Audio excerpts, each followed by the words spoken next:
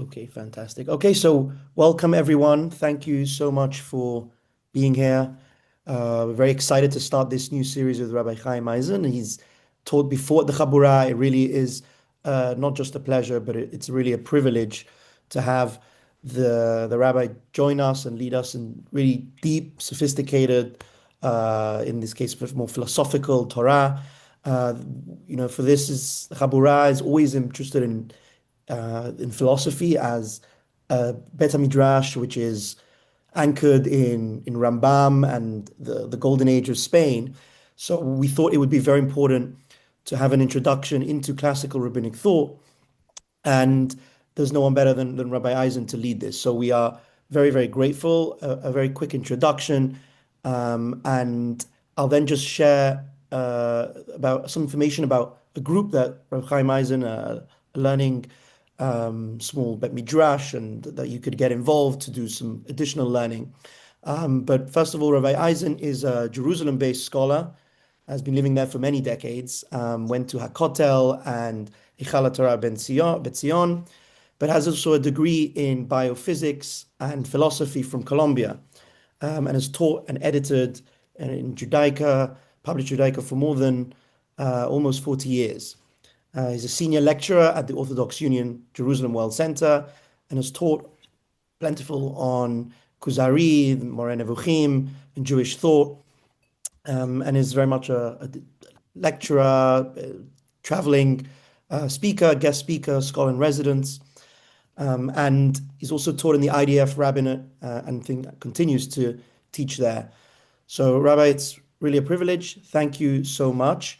And for all of you who want to continue and stay in touch with the Rabbi, we're happy to share his information, his email, and we're also going to be sharing a couple of links. He has one class on Rambam's Moreh Nevuchim, bi-weekly Chabura, and then also he has another WhatsApp group which is associated to his weekly Chabura on Rav Yosef Albo on his Sefer HaIkarim. So thank you, Rabbi. All yours. And we Thank look you. forward. Thank you. Okay, I'd like to launch into the subject without any further ado. As you can see in the title of the source sheet, the general title of this mini-series, Introduction to Jewish Philosophy, What is Classic Rabbinical Thought and Who Needs It All Together? And to present the game plan, the discussion is going to center on three units of increasing length and complexity. The first, in general terms, what is philosophy? And the second component of that unit, who needs philosophy? The second unit, what is Jewish philosophy? And of course, inevitably also, the second component of that unit, who needs Jewish philosophy? And finally, the third will be, what is classic rabbinical thought? Which is manifestly a subset of the broader range of Jewish philosophy. And again, who needs that? So without any further ado, we address first and foremost the first and most general question, which is, what is philosophy? And maybe before we begin, the best way to initiate this discussion is by acknowledging a debt. A debt, curiously, to the Greek philosophers.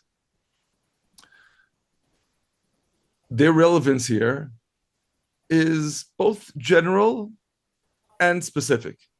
General, because if we seek an underlying source for demanding of us to think rigorously, to define our terms, to consider carefully what we mean by what we say, we're all beholden to the Greek philosophers. And the realization that if we aren't expressing ourselves rigorously, we aren't really saying anything. So when we ask these questions, we're going to have to consider in rigorous terms, what are the questions and what do the component parts actually mean in order to rigorously address these issues? Now, truth is that the Greek philosophers play a critically important role in this progression in an additional vein to which we will yet have occasion to return.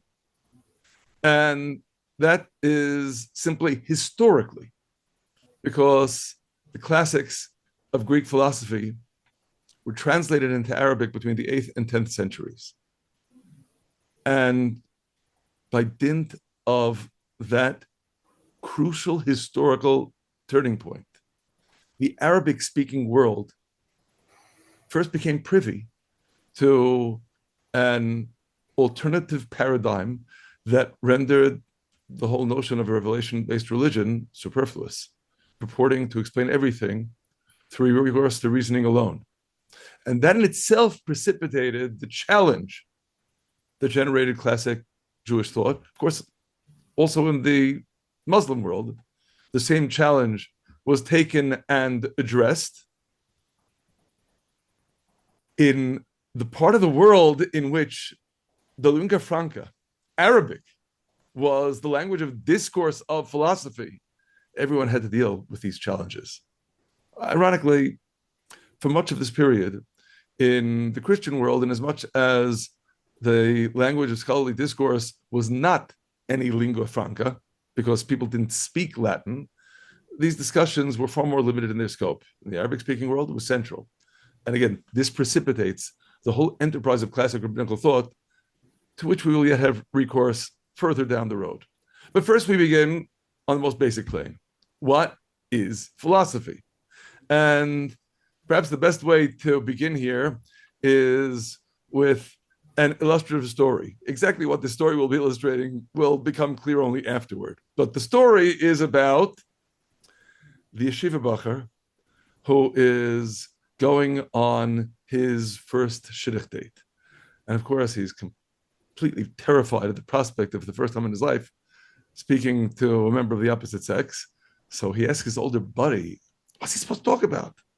So his buddy tells him there are 3 safe topics: family, hobbies, and philosophy. So he's sitting there, his first encounter, family. Do you have a brother? No. Forget about family. Hobbies. Do you collect stamps? No. There goes hobbies. Philosophy.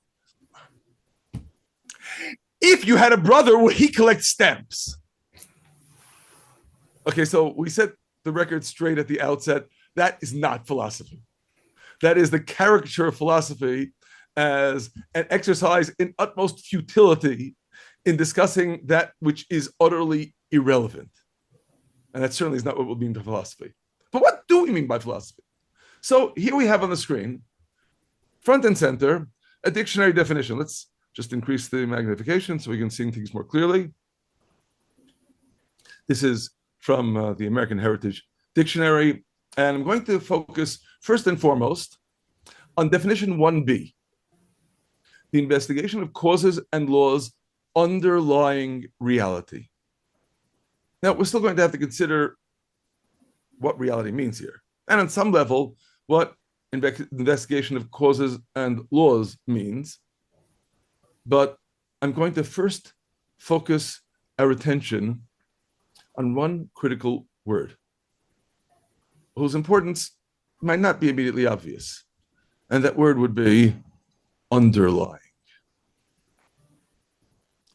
Underlying reality, as opposed to reality. That is, when we consider what reality is, it is the set of observations that we're making. In some sense, we could describe it as the answers that we are constantly generating to the mechanistic what. What is it? And that's data gathering, and that's not philosophy. Philosophy begins when the data gathering is complete. It is imposing some kind of systematic structure on the data. So again, investigation of causes and laws underlying reality, which means, of course, perforce, that the philosophy is not the answer that you will give to the mechanistic what. What am I observing? Philosophy only begins, again, once one has the data. And what question exactly is the philosophy coming to answer? In contrast with the mechanistic what, I think we need to consider the interpretive or causative why. Why? What does it mean? And it is, of course, of utmost importance for us to consider here that the answer to that interpretive or causative why will never be found in the actual observations themselves. On the contrary, it is the overlay, or if you prefer, undergirding of those observations, taking them and instead of merely relating to them as some chaotic mass of data, placing them into some systematic structure, imposing upon them methodology. That's the investigation of causes and laws. That's philosophy. And that's critical. And it is precisely in this vein that we consider maybe more essentially than who needs it, who does it. And as a thought experiment in this regard, I'd like us to consider we're standing gazing out at reality, and standing right next to us is Pooch, your pet dog. What's the difference between the way you see the world and the way Pooch sees the world? In terms of the mechanistic what's the difference? Not a whole lot. Maybe gradations in acuity of color vision and some other minor details, but the mechanistic what that you see and that Pooch sees are essentially the same. But as far as we can see, Pooch only asks that first question, the mechanistic what. Pooch makes no attempt to interpret, to try to understand the investigations of causes and laws underlying reality. That is a uniquely human enterprise. Not only is it uniquely human, it is ubiquitously human. It is, I would aver, veritably impossible for a human being to gaze out at the world without asking that question. We're never satisfied merely by making the observations.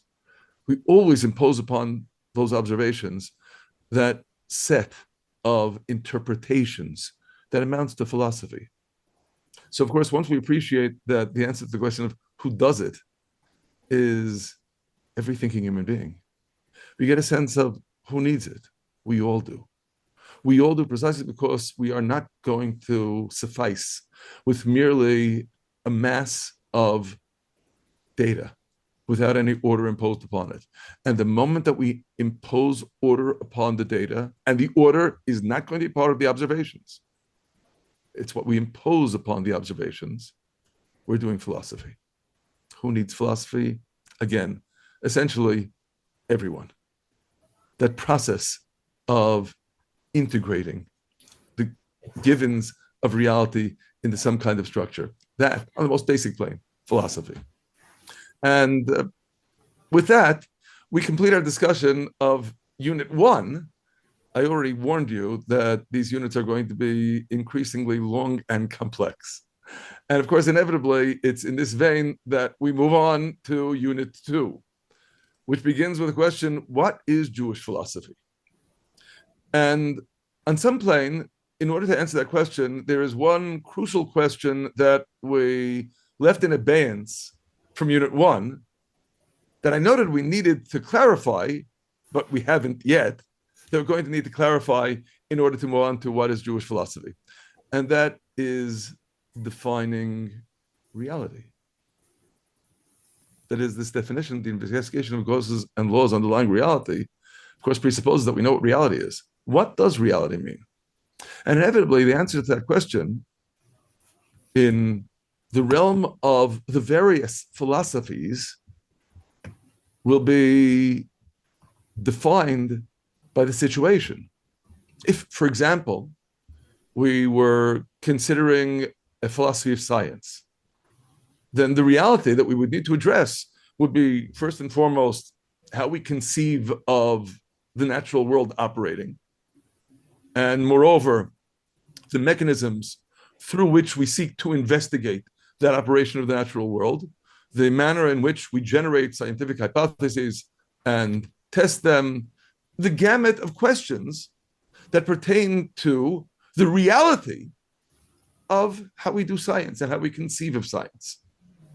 If we were discussing a political philosophy, we would need to consider the manner in which human beings organize themselves into political structures, the establishment of states, the interaction on a social plane that results in such political structures, and so on and so forth. And with respect to Jewish philosophy, essentially the same dynamism is going to apply. We recognize in the definition of reality the need to conceive of some set of givens that defines the reality that the particular philosophy is intended to address. If we're discussing a Jewish philosophy, obviously the answer to that question must lie in the set of givens that, besides the general givens of reality, pertains uniquely to Judaism. So, of course, in Judaism, what is given? I hope it's clear to us all on the most rudimentary plane, without providing a more rigorous definition of exactly what this entails.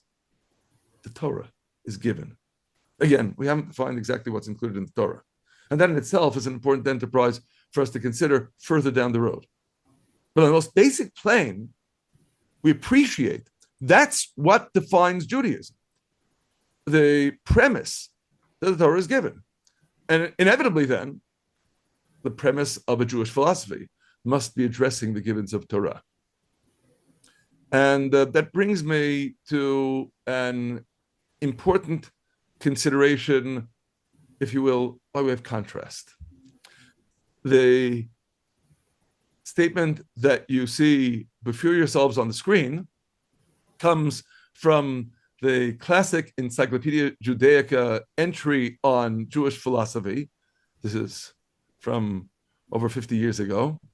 The entry is formulated by Professor Arthur Hyman, and I think we would do well to consider the extent to which we accept his definition or dissent with it. The definition begins, innocuously enough: Jewish philosophy may be described as the explication of Jewish beliefs and practices by means of general philosophic concepts and norms. Hence, it must be seen as an outgrowth of the biblical and rabbinical traditions on which Judaism rests, as well as part of the history of philosophy at large. So far, so good. Indeed, you can only define what Jewish philosophy means in the context of the general definition of philosophy, of which inevitably a Jewish philosophy is a component part, where the peculiar caveat that's going to pertain to the Jewish philosophy is, again, what's described here as Jewish beliefs and practices, what we characterize as the generic set of givens that constitutes the Torah.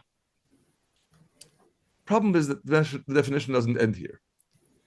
He continues, this description must, however, be expanded to include the general philosophic literature in Hebrew produced by Jews in the latter part of the Middle Ages, and the various secular philosophies of Jewish existence formulated by modern Jewish thinkers. And I feel compelled to ask us at this juncture, must it? That is, if we're considering general philosophic literature in Hebrew produced by Jews, does that make it a Jewish philosophy? Is this something ethnic?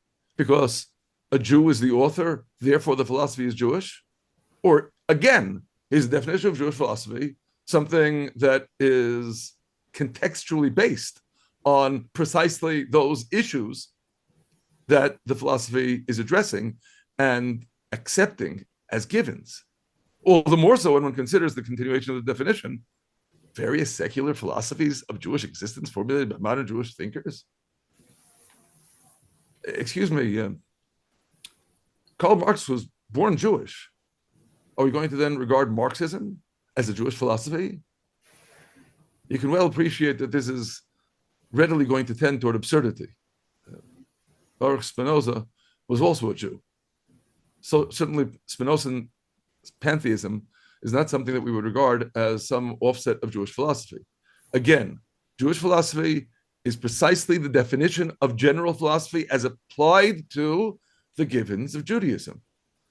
So with all due respect to Professor Hyman, I subscribe to the beginning of the entry, the bold-faced portion here. I am emphasizing precisely the dissent with it.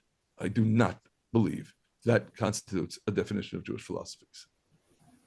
But now, accepting a working definition of Jewish philosophy, which is the same essential dynamism pertaining to general philosophy, but addressing the givens of Judaism, the given, most essentially, being the Torah, we need to consider an additional conundrum. And this pertains, going back to the American heritage definition of philosophy, to the last component in the definition, the 10th, namely the system of values by which one lives. Now, this admittedly is the very last component in the definition here, and yet on some intuitive plane, I think you all resonate with it. We expect the philosophy to tell us something about how we're going to live our lives. So inevitably, in considering philosophy in terms of the system of values by which one lives, that is a fairly elementary expectation of what we mean by philosophy. And of course, if we're referring to a Jewish philosophy, the system of values of the Jewish philosophy by which one lives as a Jew. And here we readily discern a major problem that we need to address. Because the implication of this definition, after all, is that the philosophy is going to lead us to the adoption of certain dimensions that pertain to how we live our lives. But note, in Jewish philosophy, we veritably need to turn that process precisely on its head. Because after all, if the set of givens that the Jewish philosophy needs to address are the givens of the Torah, well, what are the givens of Torah? The givens of Torah predominantly are precisely how to live. What, after all, does Torah mean? Torah means instruction, and what's clearly instructing us is a way of life. So in this case, the givens are already telling us how to live our lives, which we should readily appreciate further exacerbates the problem of trying to figure out who needs Jewish philosophy. So there are a number of levels at which I submit we need to address this question. Perhaps the first being, is the entire Torah indeed prescriptive in terms of how to live our lives? Well, let's consider, where's the first place in the Torah that one encounters a statement that is not overtly prescriptive in terms of how to live our lives? This, of course, is manifestly a trick question, because the answer is the first verse of the Torah.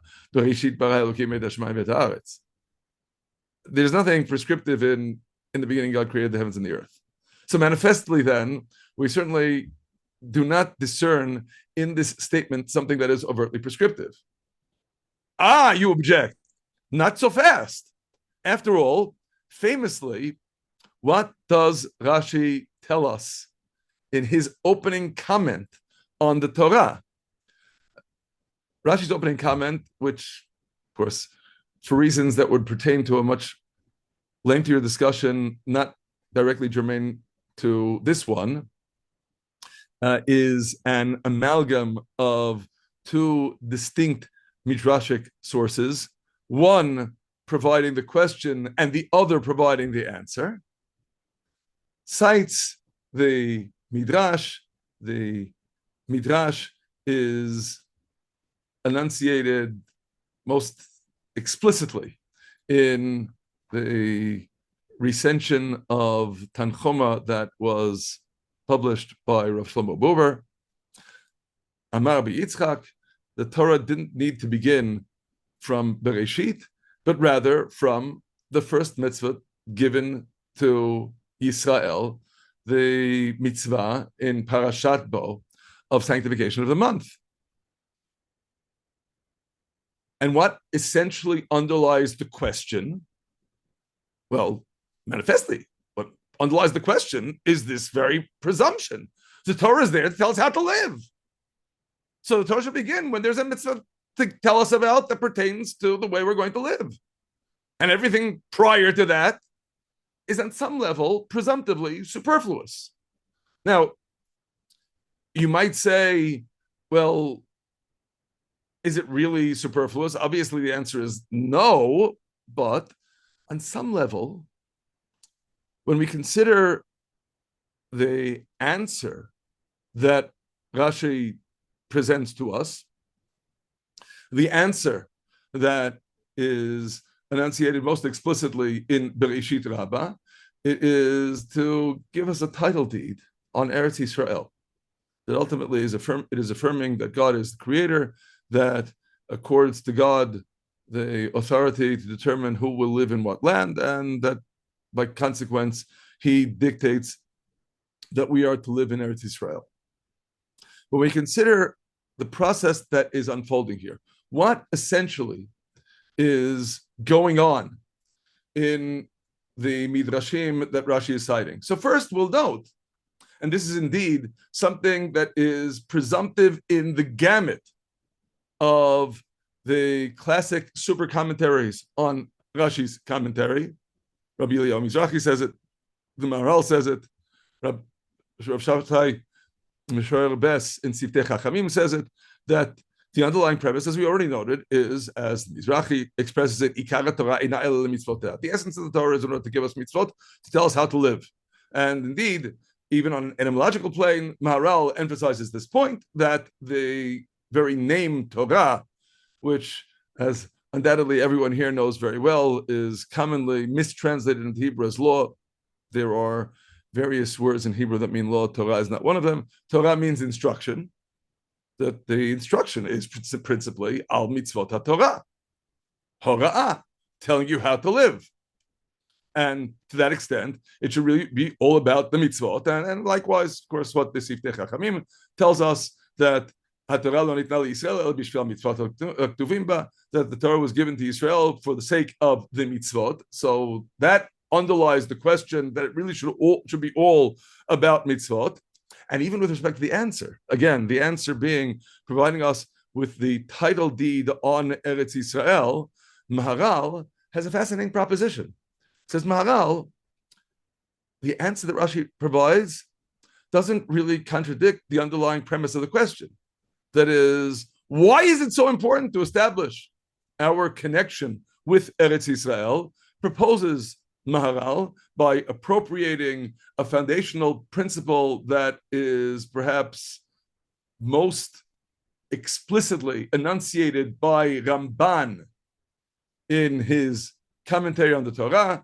Maharal makes reference to the comment of Ramban on Parashat Toldot, but the truth of the matter is a thesis that appears over and over again throughout Ramban's Torah commentary, that the essential identity of the Torah is Mishpat Elokei Haaretz, an unusual appropriation of an expression, the law of the God of the land. The appropriation comes, ironically, from the expression of the Kutiyim, we describe them as Samaritans, who were brought into Eretz Yisrael by the emperor of Assyria after the exile of the 10 tribes, who, based upon their pagan background, presume that in order to live in the land, they need to learn the laws of the god or gods of the land. And yet, Ramban appropriates this expression to refer to the Torah. That the Torah really is Mishpat Elokei Haaretz. Obviously, not Chas v'Chalila, because he is subscribing in any way, shape, or form to paganism 101 and the notion of territorial deities, but because the Torah constitutes the rules of conduct in the palace, as it were, of the king, which is Eretz Yisrael.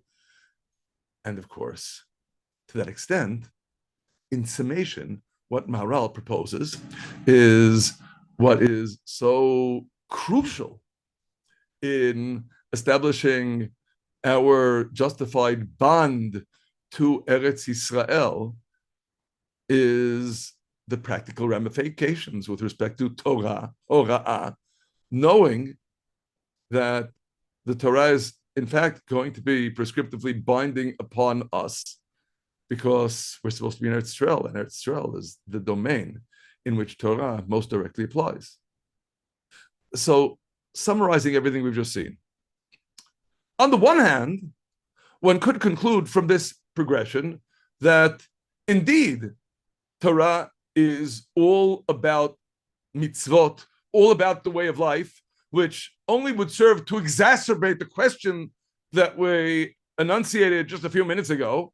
That is, if, again, apropos of the 10th definition, the system of values by which one lives, a philosophy is supposed to tell us how to live. The Torah is all about telling us how to live. Everything in the Torah is about telling us how to live, including Bereshit bara Elokim et hashamayim v'et haaretz, including the first verse of the Torah. And inevitably, we're left wondering what practical ramifications could there possibly be to the philosophy. That's all on the one hand. I hope simultaneously, if you've been following this progression, you appreciate that, well, that may be true on the one hand. On the other hand, if anything, we should be reaching the opposite conclusion. Because manifestly, in the beginning, God created the heavens and the earth is not a halachic statement. It is not a practical statement.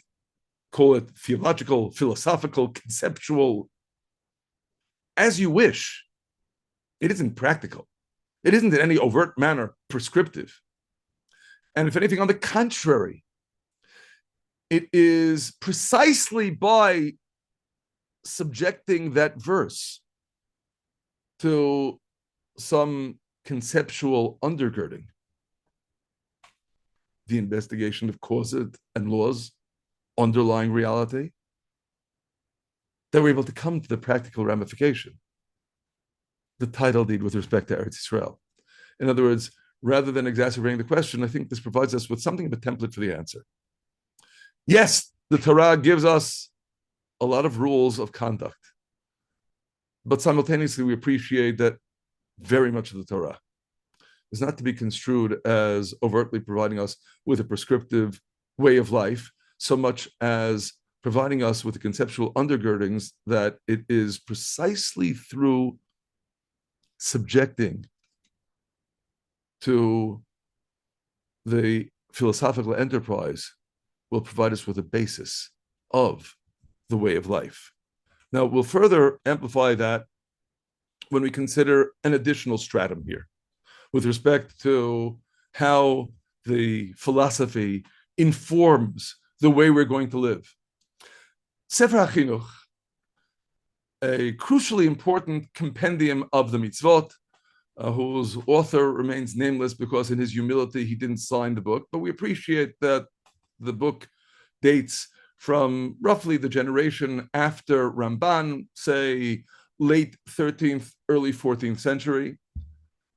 Sefer HaChinuch, at the beginning, considers the structure of the 613 commandments of the Torah, and by subjecting this list to various successive filters, he comes down to a list of precisely 6 mitzvot that he describes as mitzvot mehen shechiyuvan tmidi, the mitzvot tmidiot, the mitzvot that apply all the time, everyone and at all times and circumstances.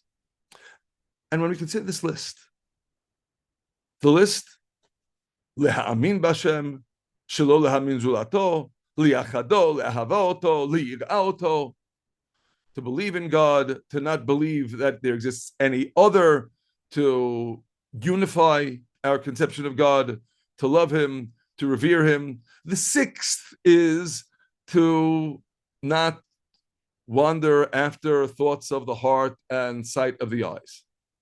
Now, the sixth is obviously in a different category than the other five. I submit to you unequivocally, the first five are not only impracticable, but incomprehensible in the absence of a theological, philosophical system that explains what they entail. Could be the sixth does as well, but certainly the first five do. So to make it seem as if the philosophy is superfluous with respect to the way of life, the most essential and constant mitzvot are precisely predicated upon that conceptual framework, which of course, just as what we stated at the outset with respect to general philosophy, is not written in the Torah. It's not part of the set of givens. It is rather the interpretation of those givens, precisely the philosophical process. To enunciate this in perhaps more expansive and simultaneously more rigorous terms, I'd like to consider something that Rambam tells us. Rambam makes this statement in a critically important bit of real estate in Moreh HaNebuchim, in God of the Perplexed, the beginning of chapter 50. I consider chapter 50 to be a particularly critical piece of real estate because it figures immediately after what is manifestly the first major subunit of the guide. The first 49 chapters pertain to divine incorporeality. And the second major subunit, which begins with chapter 50 and continues through chapter 70, pertaining to divine unity. And it is precisely on the cusp, the borderline between these two sections. As we embark on a discussion of divine unity, which evidently Rambam posits is a notion that, absenting deep, rigorous consideration, is poorly comprehended by people, that Rambam tells us, as a shorthand, I'm going to, in lieu of reading the Hebrew translation on the screen, read the translation of Shlomo Pines, the University of Chicago Press edition of the guide, the beginning of chapter 50. Know, you who studies my treatise, that belief is not the notion that is uttered, but the notion that is represented in the soul when it has been averred of it, that it is in fact just as it has been represented. If you belong to those who are satisfied with expressing in speech the opinions that are correct or that you deem to be correct without representing them to yourself and believing them, and still less without seeking certain knowledge regarding them, you take a very easy road. In accordance with this, you will find many stupid people holding to beliefs to which, in their representation, they do not attach any meaning whatever. What Rambam is warning about here is certainly not some presumption that you need to be able to prove everything that you posit. But you need to understand what you're saying. Belief, we should stress in this section, is not belief in, it's belief that. Belief that something is a valid statement. You need to understand what you're talking about. If you're merely mouthing words, it is of no avail whatsoever. So, of course, subjecting this idea to the foregoing list of perpetual commandments, to know what believing in God means, to appreciate that there is none other, unification, again, the whole challenge of understanding what divine unity would imply, loving God, revering God. These are mitzvot in which we need to understand what we're talking about. And if we don't, if we fail to do so, we haven't even gotten to the starting gate. it is, I think, of fascinating historical circumstances to consider the manner in which the Barcelona disputation ends as very much colored by this passage in God of the Perplexed. Because I have no doubt that the premier protagonist in the Barcelona disputation, of course, Ramban, was basing himself on these words of Rambam. That is, as Ramban presents this in Ma'amar HaVikuach, the last volley, if you will, in the disputation takes place on Shabbat Nachamu, 1263, in the main synagogue in Barcelona. King James of Aragon, with his entourage, comes to the synagogue on Shabbat morning to harangue the congregation about adoption of Christian beliefs. And in particular, in the context of this disputation, the subject of Trinitarian belief arises, and Ramban courageously stands his ground and presents all of the conceptual challenges to the whole notion of regarding the deity as a trinity. And after Ramban's objections, his principal antagonist, Pablo Cristiani, Shumad, gets up and he, with great fanfare, declares that he believes in complete unity, and nevertheless, there is a trinity, so he says. And he goes on to state, and this is an exceedingly deep matter that even the angels and the heavenly officers don't understand. Whereupon Ramban, without missing a beat, gets up and says, since it is manifestly clear that a person cannot believe what he doesn't know, if they don't know it, then they don't believe in it. And the last two words, Ushtakuhu Chaverav, Pablo's friends shut him up because he was just making a fool out of himself. I have no doubt that Ramban was basing himself on these words of Rambam. And again, the realization, you cannot begin to fulfill something if you don't understand what you're saying. And this again becomes presumptive and foundational in this enterprise. Now we consider an additional dimension that will further expand upon the realization that merely taking the Torah as a practical guidebook for what to do, just the mechanistic what, and ignore anything else will not be adequate. And in order to appreciate that, there is one critical word in the Torah upon which we're going to need to fixate. That word is lema'an. Lema'an, for the sake of, in particular, where it appears in the context of mitzvot. And in this vein, I'm focusing at the outset on three particular instances in which we encounter the word lema'an. First, in Parashat Bo, the context is the mitzvah of tefillin, where the Torah tells us, in order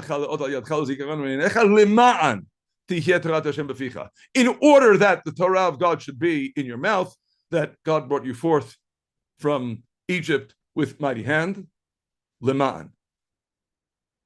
Next, in Parashat Emor, where we read about the mitzvah of Sukkah, and after the Torah tells us, Basukot teshu shigat yamim, that you are to dwell in Sukkot for 7 days, again, lema'an, in order that, lema'an yedu'u dorotechem, that your generation shall know that I caused Bnei Yisrael to dwell in Sukkot, in booths, when I brought them forth from the land of Egypt.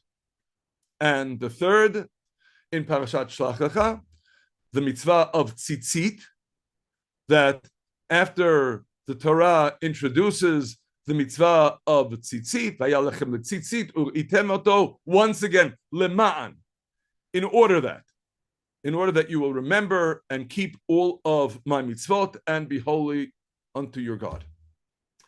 And I stress these three instances because they figure prominently in the Torah. That is, the Torah, the Arba'at Turim, the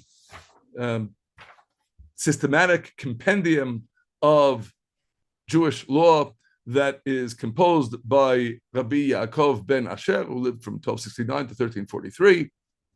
And in as much as it is a compendium of Jewish law, we expect him to give us, if you will, the do's and don'ts, but certainly not the whys, because it's not a book of philosophy.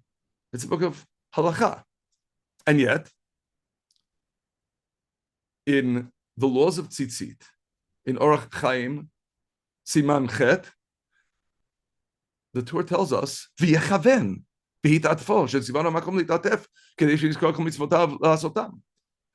You have to have an intention in wrapping yourself in the tzitzit in order to remember all of God's commandments and do them. And likewise, tefillin. He doesn't just tell us about laying the tefillin, but he also tells us, v'yechaven. You should have intention in laying the tefillin, that God commanded us to place these 4 sections of the Torah upon our hearts and upon our heads in order to remember the Exodus from Egypt, all of the miracles and wonders that he did with us that indicate God, divine unity, that he is alone in the universe, and all power and capacity above and below is exclusively in his capacity. And finally, the same sort of elaboration we find in the laws of Sukkah, where once again, the Torah gives us what seems to be an anomalous elaboration that the Sukkah is in order to indicate the reality of God's existence, that he created everything in accordance with his will, and so on and so forth. Why these non-halachic interpolations in an halachic code? The one who answers these questions, Rav Yoel Sirkis in the Beit Chadash, Bach, Rav Yoel Sirkis, living from 1561 to 1640, notes these 3 anomalies, and in synopsis, what he states is it's because of the Leman. Because in as much as in these 3 mitzvot, the Torah explicitly gives us Leman in order that, then, if you will, the philosophical undergirding, the conceptual reference frame, is inherent in the mitzvah itself.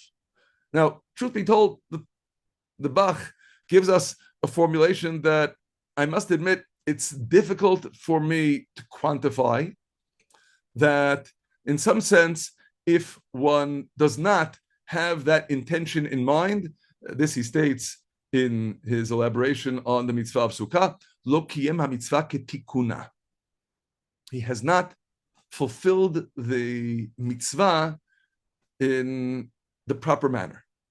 Exactly what the status of this lacuna is not explicitly enunciated, but there's something that is fundamentally deficient in the fulfillment of the mitzvah, because the Torah itself, in some sense, by saying leman, in order that, is demanding of us to have some kind of conceptual reference frame with respect to what it is that we're doing. And if that's lacking, then something really essential is lacking.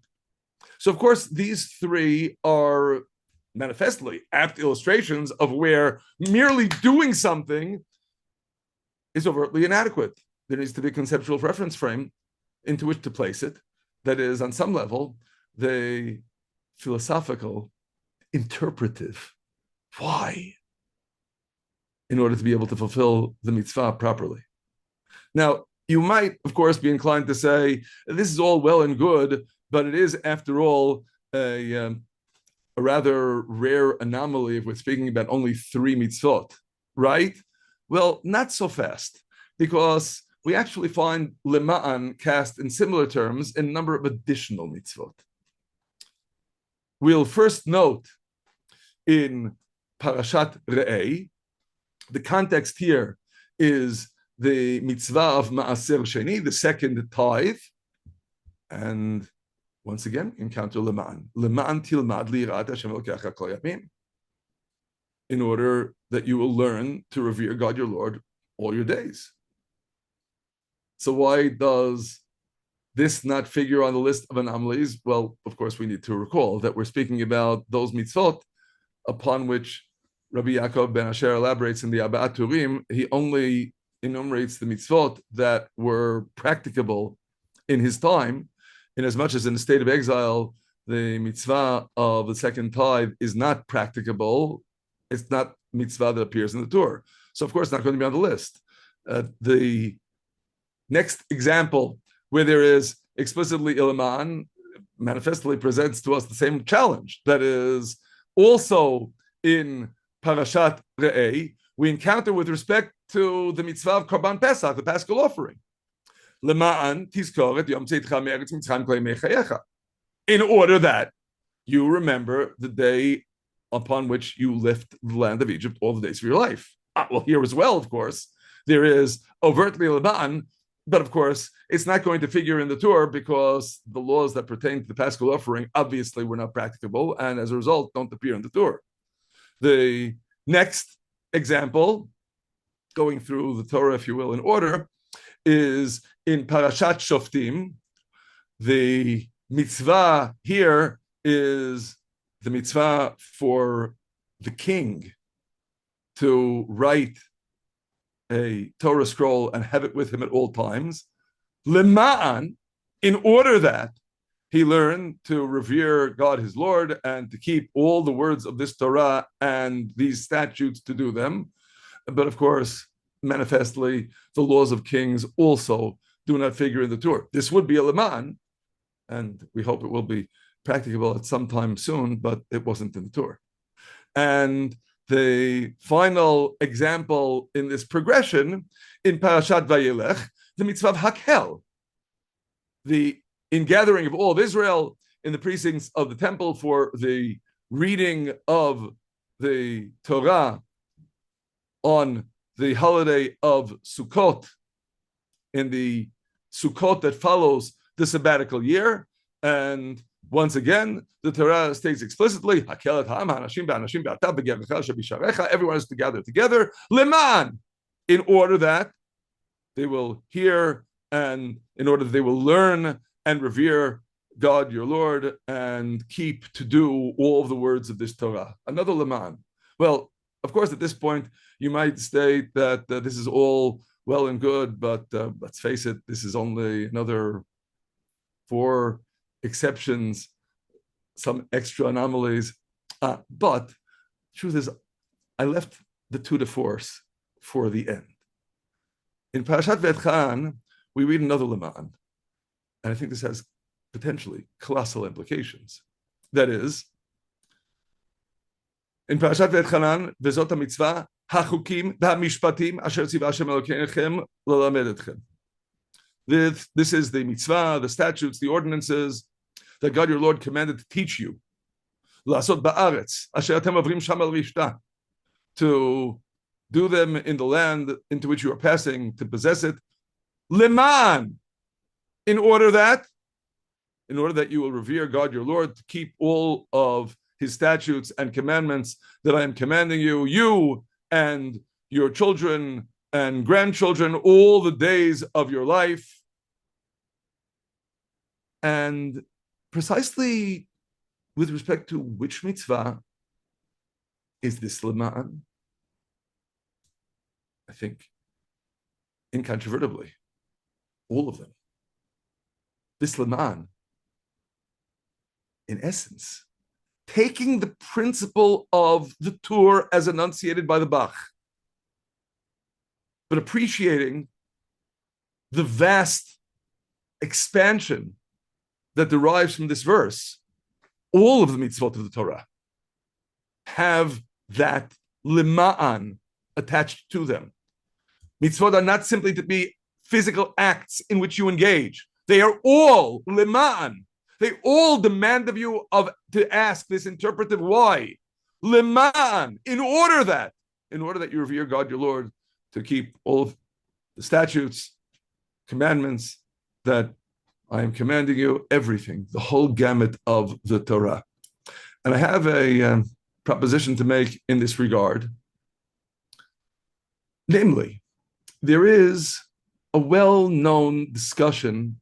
It is enunciated in a number of different arenas in the Talmud, the first of which is at the beginning of the second chapter of Masechet Berachot, the question of whether mitzvot tzrichot kavanah, whether mitzvot require intent. Now, it's important for me to clarify, when we speak of mitzvot requiring intent, we aren't speaking of any overt assumption of philosophical undergirdings.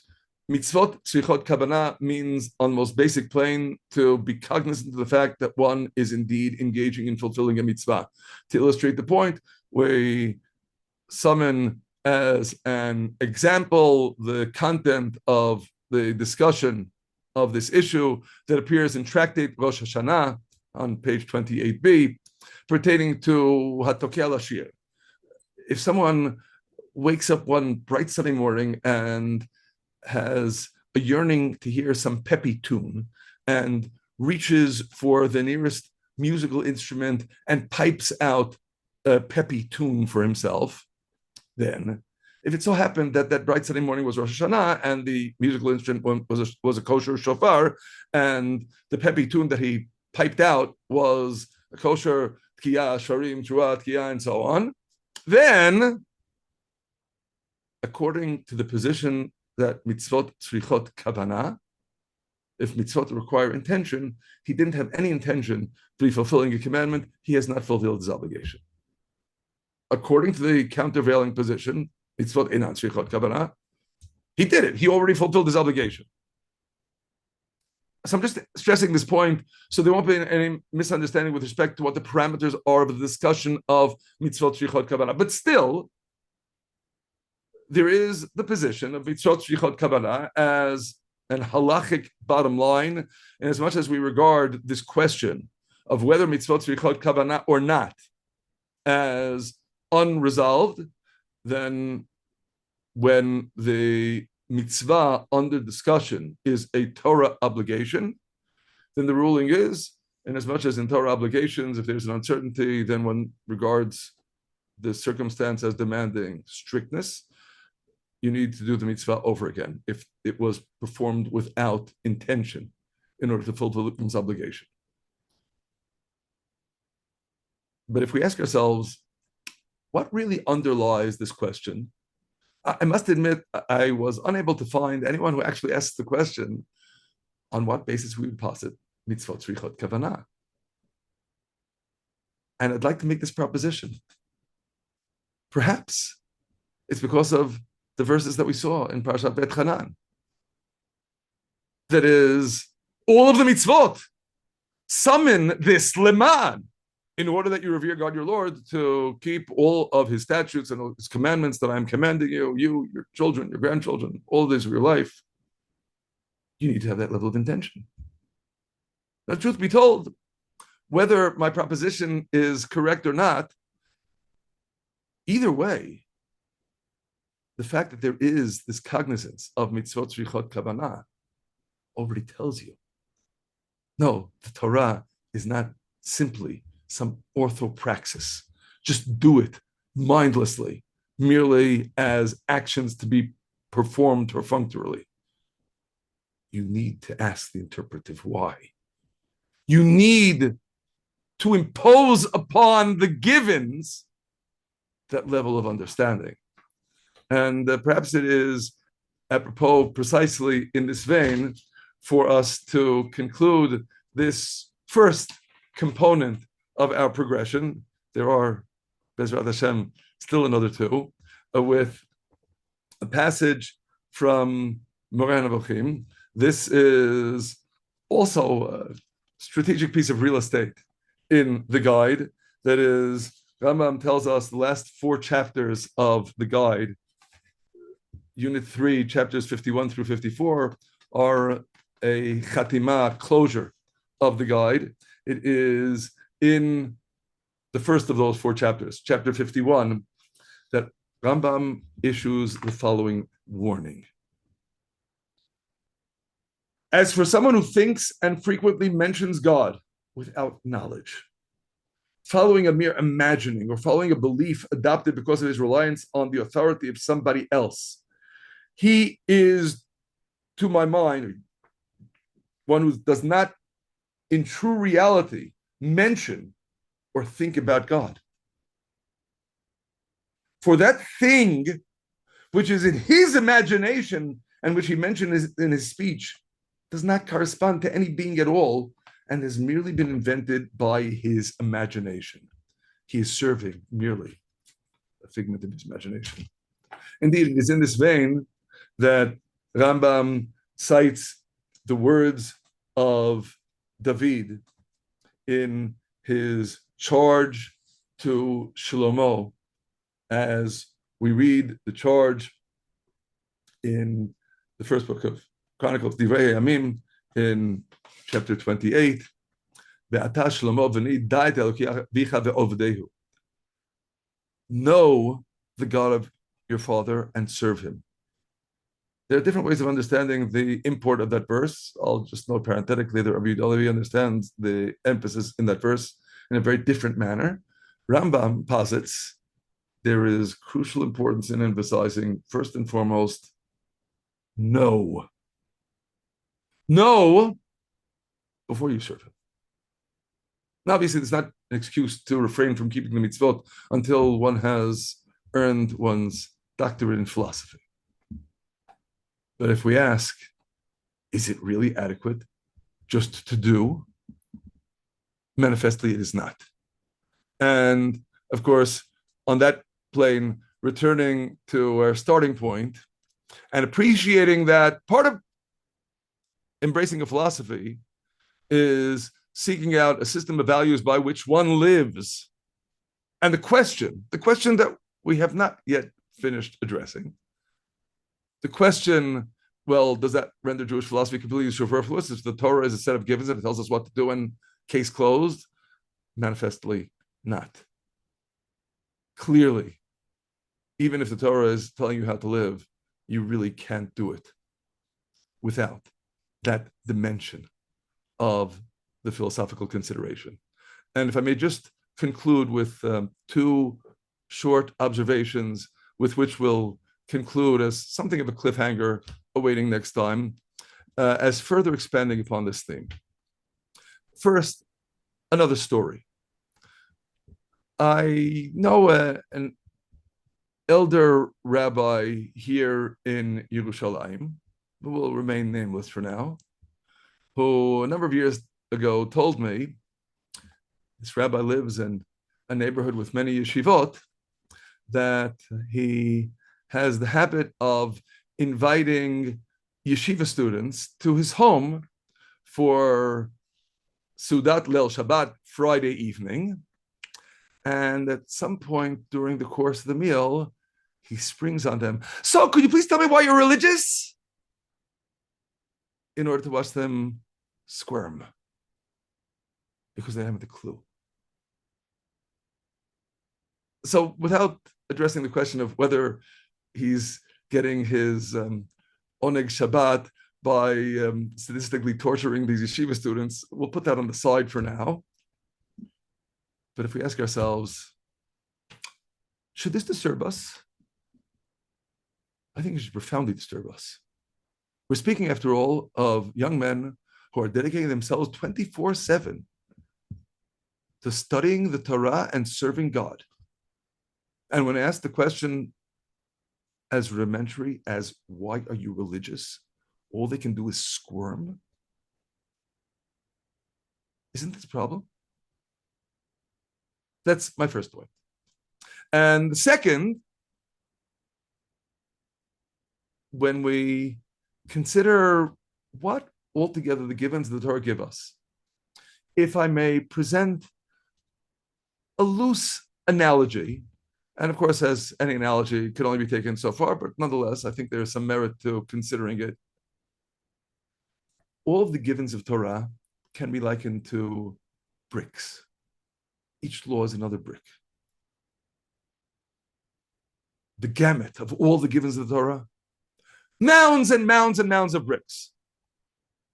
Do mounds of bricks give you a place to live? Clearly not. What else do you need? Well, you need a set of blueprints, plans, and based upon those plans, to put up the structure into which you will insert these bricks. Now, mind well, if you only have the blueprint, you also don't have a place to live. Not only that, even after you've taken the blueprint and translated that into some loose scaffolding, you still don't have a place to live. Furthermore, any idle wind will just knock it down. What will give it substance, what will provide you with a home, is taking those bricks and inserting them into the structure. And we already know, if your blueprint calls for the inclusion of some of those bricks, but not all of them, well, it may be a house in which to live, but it's not a Jewish house in which to live, because that's not a Jewish philosophy.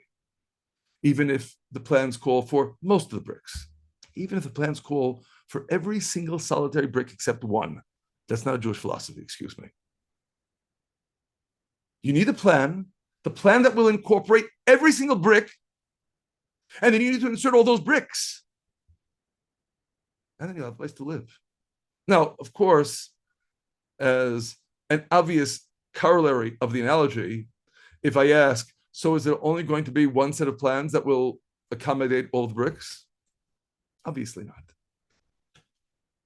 And maybe one of the most important enterprises in which each and every one of us needs to engage, and needs to engage relentlessly over the course of our lives, is formulating the Jewish philosophy that will give us the building plans into which to insert all of those bricks. But you need both. You can't just have mounds of bricks, just as you cannot only have the blueprints or the scaffolding, the plans without the bricks. You need them both. You need the givens, the answers to the mechanistic what. What is Torah? And you need the philosophy. Whatever answer you will be able cogently to provide for why. What does it mean? How do I interpret this? If you don't have both, you do not have a place to live. On that note, Bezrat Hashem, I hope we can continue next time. Thank you, Rabbi. So powerful, inspiring, and also like so thorough as usual. Do you have time to take a couple of What, questions? please? I would love to. So maybe while people think about their questions, feel free to raise your hand, and I'll come to you. I'll start. And the question I have is one which, obviously at the Chabura we are trying to promote this. I guess the metaphor that you were suggesting, it's not just the bricks, but there needs to be the context, there needs to be the blueprint, and that's why I guess we're having this course. Is beautiful, but I feel like a pushback that one would get is, I guess, the idea of what is referred to as like emunah peshuta, right? For many people, that is the entire philosophy. You don't need to quest and speculate and dive into the details too much. Do the mitzvot, and there is a general just believe. I think it's very popular, very common, and I'm not saying it's even people who maybe subscribe to that aren't. It isn't necessarily the most, as superficial as I'm presenting it, but in general, there is an approach of why delve so much into it. It's not needed. You could live a very rich Jewish life just through the mitzvah and a very basic, understanding of why you're doing it, but don't need to spend so much time on it. So what would you say to that? Well, how much time you're going to spend on it is an issue, of course, that we have not addressed.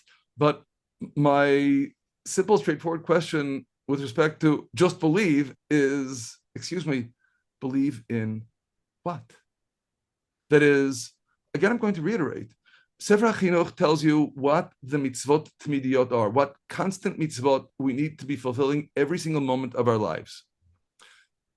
One might presume that lehamin is relatively straightforward, although, of course, given what Rambam stated in chapter 50, and I stress this point, that if it's merely enunciating something without understanding what you mean, it's not even emunah.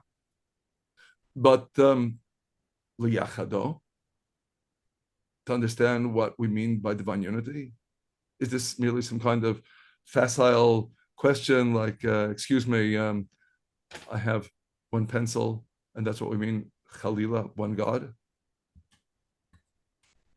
All the more so in attempting to fathom what is included in love of God, reverence of God.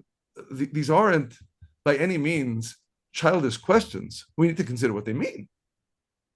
So inevitably, emunah pshuta may be a nice expression, and on some level, it may well have legitimate credence in the world of the Rishonim.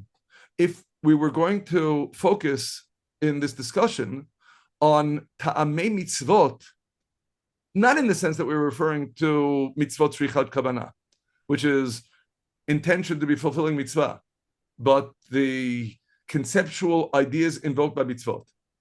That's a domain of a major dissension with respect to whether we should be seeking ta'amei mitzvot or not. For Rambam, it is axiomatic. It is even foundational to be seeking that conceptual understanding of the mitzvot. The whole latter part of Unit 3 of the guide is dedicated to that. For Rabbi Yehuda Levi, I would submit this is a brutally unjust synopsis of a profound alternative thesis, but nonetheless, I'll just state as a shorthand for now.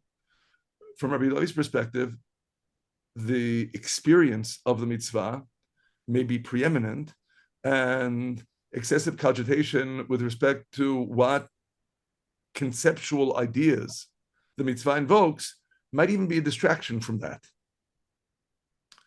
So we could have a legitimate discussion with respect to such a question, but that we need to, at the very least, to be able to understand what we mean by emunah. Again, I reiterate, this is where rigor is crucial, because at some point we recognize we aren't on the page at all.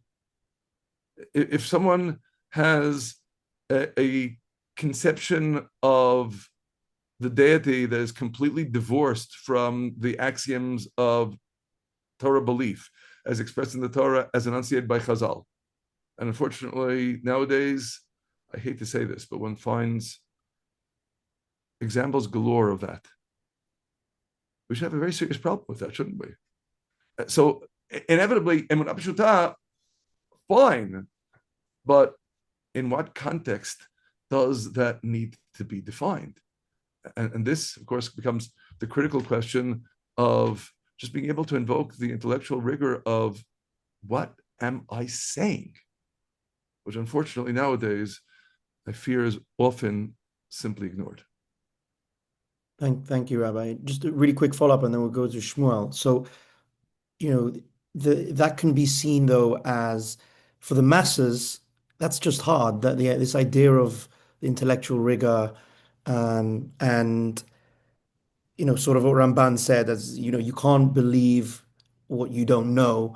For I think in general society, but unfortunately even in the Jewish world, how does one? This is more of a practical question. Apart from, like, say, the Chabura and people who are actively searching for it, how can that be introduced to a wider a group? The idea that this matters, and to how to understand why, because it can be seen as like a little more elitist, and not everyone is capable of investigating these matters.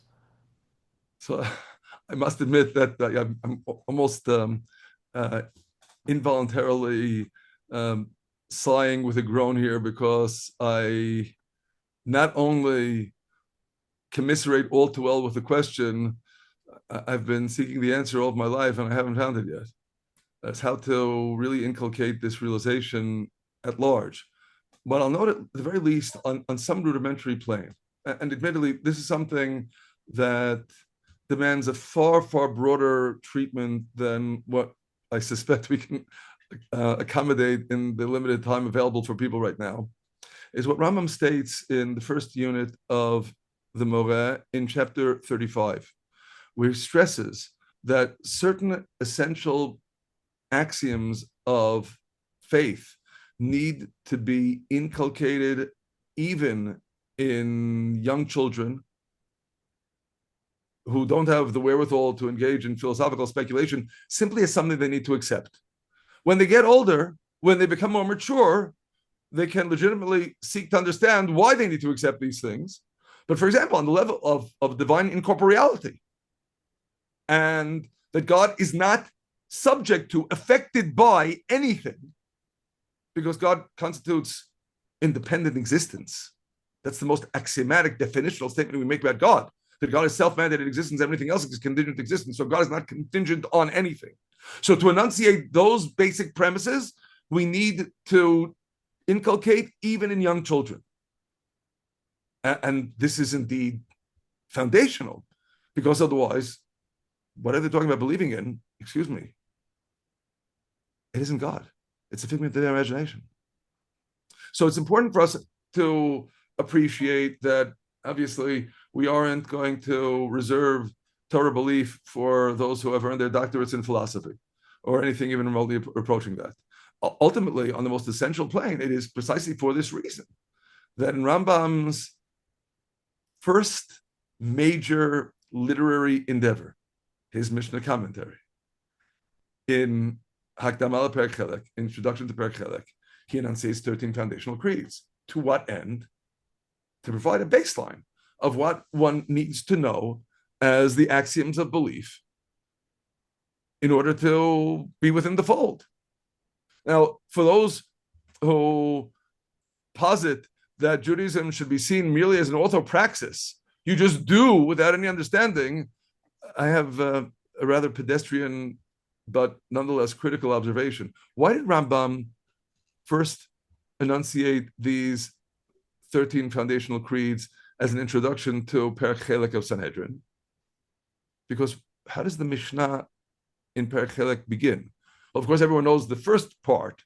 Kol Yisrael yesh lehem chelek l'olam haba, all Israel has a share in the world to come. What's immediately following that? And these don't have a share in the world to come.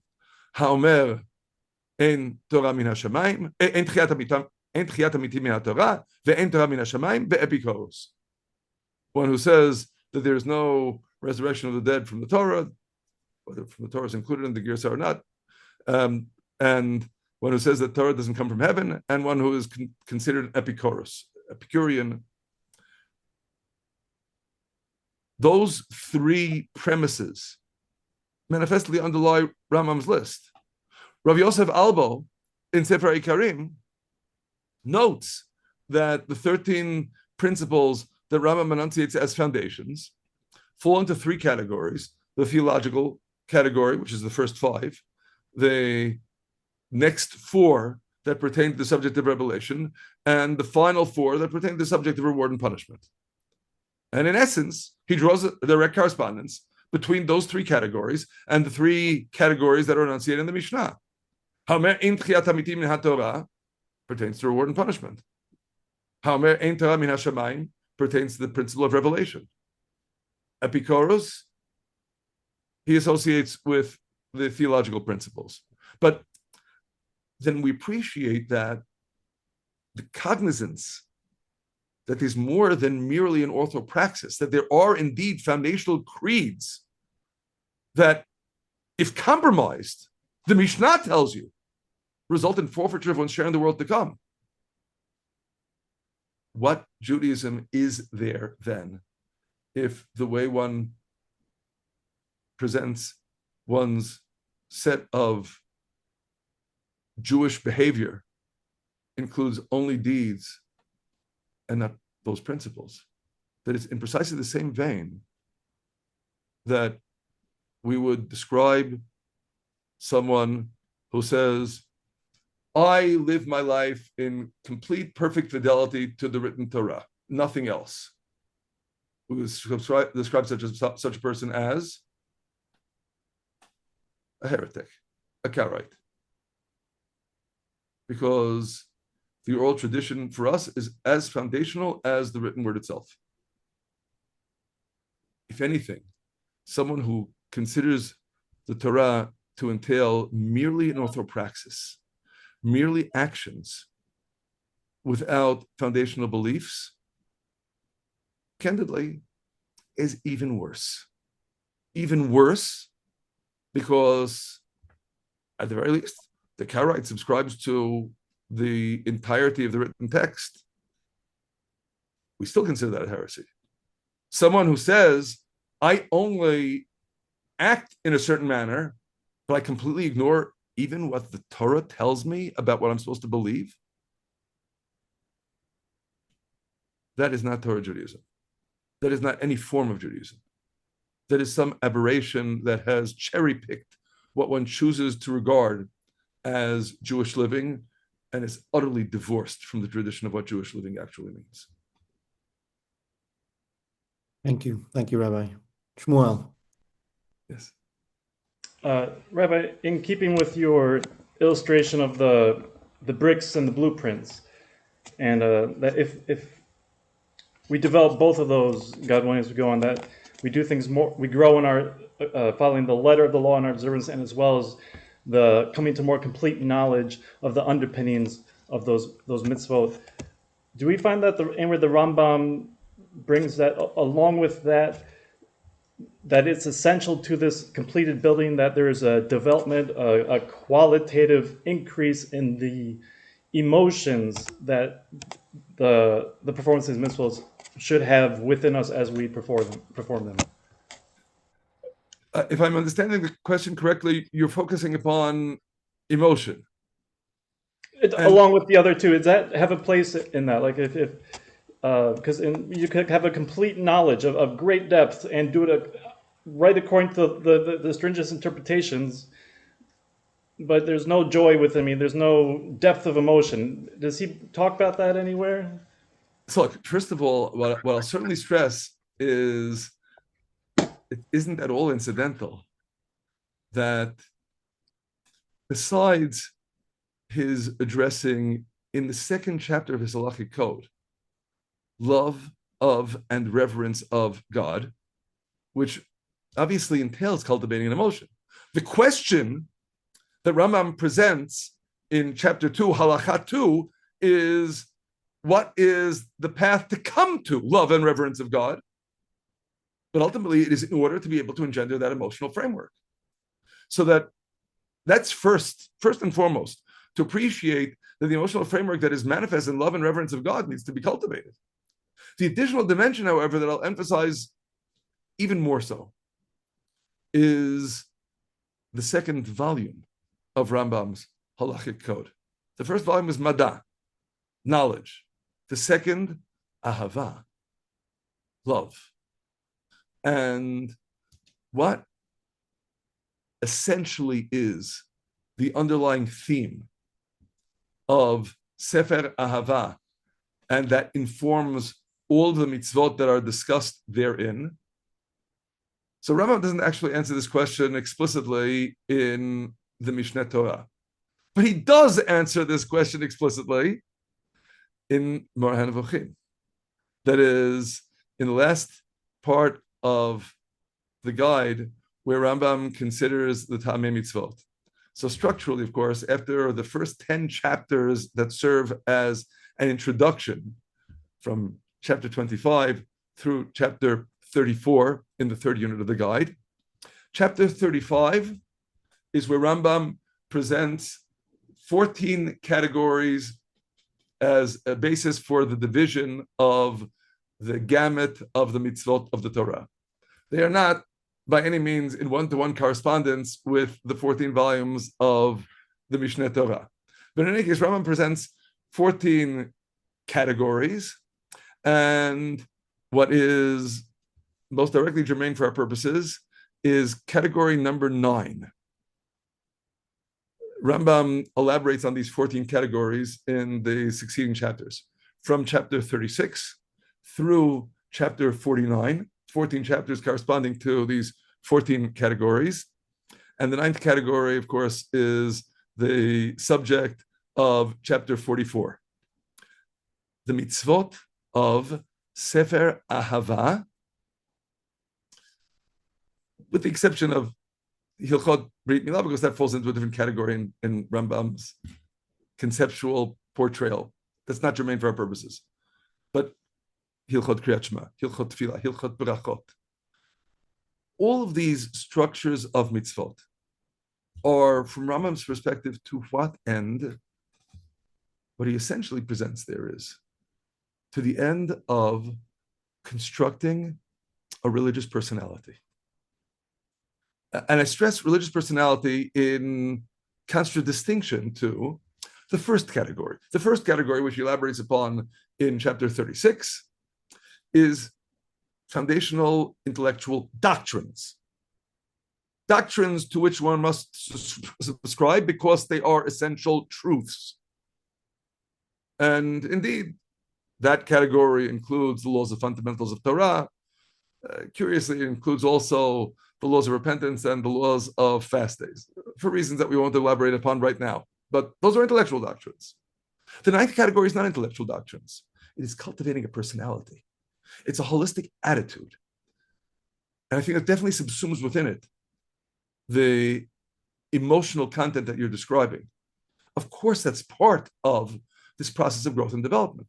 It's a process of growth and development that inevitably takes place in tandem with fulfilling the mitzvot and understanding them more deeply. These necessarily go hand in hand all the time. I'll just note, as perhaps an even more impassioned enunciation of this principle, Rabbi Yehuda Halevi describes the foundational principles of avodah, of serving God, as three: ahava, yirah, and simcha. Love, reverence, and joy, happiness.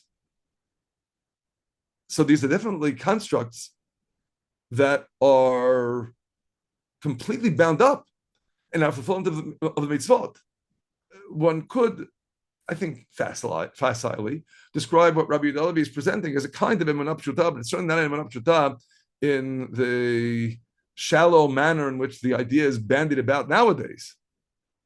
It is indeed coming to a profound sense of avodah that inevitably will encompass within it not only my cognition, but also the affective dimension of what makes me who I am. And this is, of course, completely legitimate and even crucial. Again, Sefer Ahava is the second volume of the Mishneh Torah. If you haven't constructed the religious personality in a holistic sense, you really aren't out of the starting gate. But you only get there by thinking. It's important to stress, the emotional makeup is not a knee-jerk reaction. If you ask me, is there a need for passion in Judaism? Of course there is. I must share, this is a thought that I heard many decades ago from Rav Chaim Yeshayahu Hadari of Yeshivat HaKotel. And he would mention this, I heard mention this more than once. Unfortunately, never actually gave the precise provenance of the citation, but he said that he had read somewhere that reportedly when Rambam put on tefillin in the morning, he needed two people on either side of him holding him up because he was shaking with his love of God to such a degree that he couldn't keep his balance. And Rabbi Hadari's comment was, initially when he heard this, he cast aspersions on it, but as he grew older, he came to resonate more with this idea, as unequivocally I do as well, in the sense that, and this is really critical, Hilchot Tefillin is in Sefer Ahava. It is indeed to engender this impassioned love. But here's the critical aspect. The emotions definitely need to be up there as preeminent in the discussion, but not the preeminent in the discussion.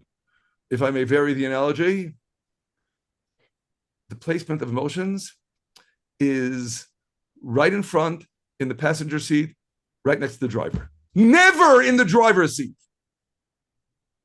Because if emotions are in the driver's seat, there's no telling where you could end up.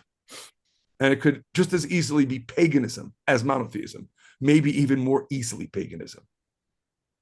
So you put your intellect in the driver's seat and you make sure you understand exactly where you are driving. And when you get to the appropriate destination as dictated by your intellect, then you look over to the passenger and seat and say, now get impassioned about it. The passion's there, but the passion doesn't lead. Because if it leads, it can lead anywhere. Beautiful. Thank you. Thank you so much, Rabbi. Really appreciate your time. And I thank you everyone for turning up, everyone who's going to be watching the recording, the video, the podcast. We look forward to seeing you next Sunday, January the 11th.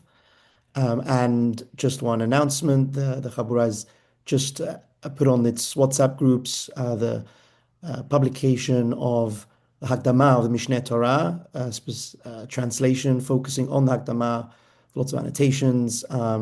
So keep an eye out on that. Very exciting. And we hope to see you next Sunday. Thank you, Rabbi, as always. A real pleasure. Thank you. Thank you, Thank everyone. you. Have a good Thank night. you to all of you. Good day. Shalom, shalom.